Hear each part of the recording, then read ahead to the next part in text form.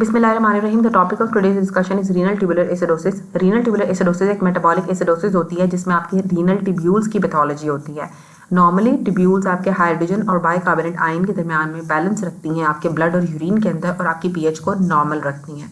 4 तरह की renal tubular acidosis होती है, type 1, type 2, type 3 and type 4। जो टाइप 1 होती है वो आपके डिस्टल ट्यूब्यूल्स को अफेक्ट करती है। जो टाइप 4 होती है उसमें आपके एल्डोस्टेरोन के लेवल लो होते हैं, और जो टाइप 2 होती है उसके अंदर आपके प्रॉक्सिमल ट्यूब्यूल के अंदर प्रॉब्लम होता है, और जो टाइप 3 होती है वो टाइप 1 और टाइप 2 का कम्बिनेशन होती है। टाइप 2 और 3 इतनी ज़्यादा कॉमन नहीं है, ज़्यादातर टाइप 1 और टाइप 4 के बारे में पूछा जाता है क्वेश्चन। सबसे पहले आ जाएंगी टाइप 1 रीनल ट्यूबुलर एसिडोसिस। जो टाइप 1 रीनल ट्यूबुलर एसिडोसिस होती है इसमें आपके डिस्टल ट्यूब्यूल्स के अंदर पैथोलॉजी होती है, और डिस्टल ट्यूब्यूल्स हाइड्रोजन आयन को एक्सक्रीट नहीं कर पाती हैं। इसकी बहुत सारी कॉजेज हो सकती हैं, जिसमें सबसे पहले जेनेटिक हो सकती है कि ऑटोसोमल डोमिनेंट या रिसेसिव फॉर्म्स हैं डिजीज़ की, या एसएलई वाले पेशेंट्स के अंदर टाइप 1 रीनल ट्यूबुलर एसिडोसिस होती है। यॉर्ग्रेन सिंड्रोम में, प्राइमरी बिलियरी सिरोसिस के अंदर, हाइपरथायरॉयडिज्म के अंदर, सिकल सेल एनीमिया के अंदर और मार्फन सिंड्रोम के अंदर टाइप 1 रीनल ट्यूबुलर एसिडोसिस होती है, जिसमें आपकी डिस्टल ट्यूब्यूल्स हाइड्रोजन आयन को एक्सक्रीट नहीं कर पाती हैं। टाइप 1 में जो बच्चा प्रेजेंट करेगा वो फेलियर टू थ्राइव होगा, उसको हाइपर वेंटिलेशन करेगा मेटाबॉलिक एसिडोसिस को कंपनसेट करने के लिए। तेजी से सांस लेगा क्योंकि उसका मेटाबॉलिक एसिडोसिस हो गई है, तो रिस्पायरेटरी अल्कलोसिस ने उसको कंपनसेट करना है, तो वो हाइपर वेंटिलेट करेगा। क्रॉनिक किडनी डिजीज हो सकती है, और बोन डिजीज के अंदर ऑस्टियोमलेशिया हो सकता है। अब इसकी वजह टाइप 1 रीनल ट्यूबुलर एसिडोसिस की वजह से आपको हाइपोकेलीमिया हो जाता है, पोटाशियम के लेवल कम हो जाते हैं ब्लड के अंदर। मेटाबॉलिक एसिडोसिस होती है, साथ आपकी यूरिनरी पीएच 6 से ज़्यादा हो जाती है। ट्रीटमेंट में हम ऑरल बाइकार्बोनेट देते हैं। अब ऑरल बाइकार्बोनेट देने से उसके जितने बाकी इलेक्ट्रोलाइट इम्बैलेंसेस होते हैं वो भी ठीक हो जाते हैं एसिडोसिस के साथ साथ।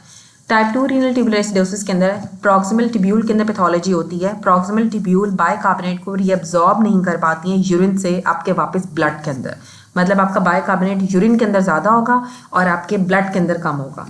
अब जो एक्सेसिव बाइकार्बोनेट जब यूरिन के अंदर जाता है, ये इसमें फैंकिनी सिंड्रोम की वजह से आपको type 2 renal tubular acidosis develop हो जाती है, जो कि एक जेनेटिक कंडीशन है और एशकेनाजी ज्यूज के अंदर कॉमन होती है।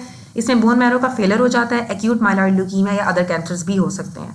सर्टेन फीचर्स हमें एग्जामिनेशन के ऊपर मिलेंगे, हमें कैफे ऑनले स्पॉट्स मिलते हैं, फेशियल फीचर्स होंगे सर्टेन, और रेडियस का एब्सेंस होता है, रेडियस बोन बायलैटरली एब्सेंट होती है।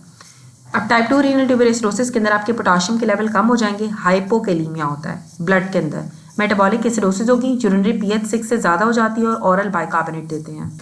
टाइप 3 रीनल ट्यूबुलर एसिडोसिस में टाइप 1 और टाइप 2 का कम्बिनेशन होता है। इसमें आपकी प्रॉक्सिमल ट्यूब्यूल और डिस्टल ट्यूब्यूल दोनों में पैथोलॉजी होती है, और ये ज़्यादातर एग्जाम्स में भी नहीं आती है।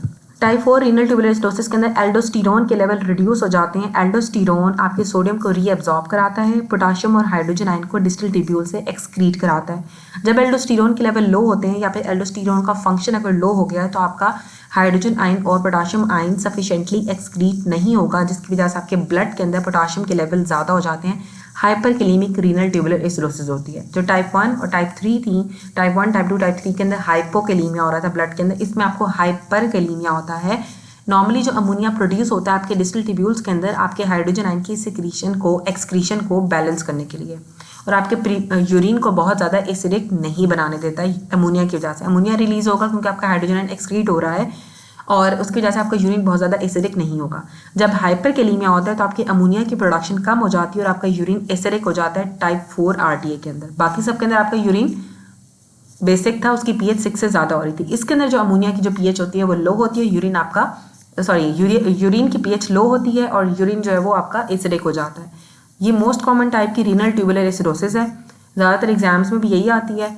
जो लो एल्डोस्टेरोन और लो एल्डोस्टेरोन की एक्टिविटी जो होती है वो एड्रीनल इनसफिशिएंसी की वजह से भी हो सकती है, जिसमें आपकी एस इनहिबिटर्स आती हैं। जो पेशेंट्स एस इनहिबिटर्स ले रहे होंगे मेडिकेशंस में, या फिर स्पाइरोलेक्टोन ले रहे होते हैं, या फिर जिनको सिस्टमिक कंडीशंस होती हैं जैसे कि एसएलई वाले पेशेंट, या डायबिटीज़ वाले पेशेंट्स, या फिर एचआईवी वाले पेशेंट्स में टाइप 4 रीनल ट्यूबुलर एसिडोसिस हो सकती है। इसमें पेशेंट को हाइपरकेलीमिया होता है, हाई क्लोराइड हो जाता है, मेटाबॉलिक एसिडोसिस होगी, और पीएच आपकी लो हो जाती है यूरिन की। मैनेजमेंट में हम फ्लूड्रोकॉर्टिसोन देते हैं, जो कि एक मिनरलोकॉर्टिकॉइड होती है।